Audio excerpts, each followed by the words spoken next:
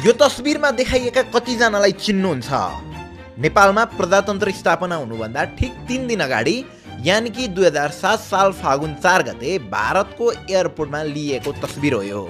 तस्बिरमा नेपालका त्यतिबेलाका राजा त्रिभुवन र युवराज महेन्द्रलाई तत्कालीन भारतीय प्रधानमन्त्री जवाहरलाल नेहरू र राष्ट्रपति राजेन्द्र प्रसादले विदाई गर्दैछन्। त्यहाँबाट उडेको केही क्षणमा राजा त्रिभुवन र उनको परिवार काठमाडौँ स्थित गौचरण एयरपोर्टमा ल्यान्ड गर्नेवाला छन्। गौचरण एयरपोर्ट भने हाम्रो अहिलेकै त्रिभुवन इन्टरनेसनल एयरपोर्ट हो। उबेला गाई चर्ने ठाउँमा एयरपोर्ट बनेको कारणले गर्दा गौचरण एयरपोर्ट भनिन्थ्यो। गौचरण एयरपोर्ट, त्यस पछाडि काठमाडौँ एयरपोर्ट हुँदै त्रिभुवन इन्टरनेसनल एयरपोर्ट बनेको यो एयरपोर्टलाई त्यो समयमा सर्वसाधारणले यसरी आफै डाँडा चिरेर अथवा खनेर बनाउँदै थिए।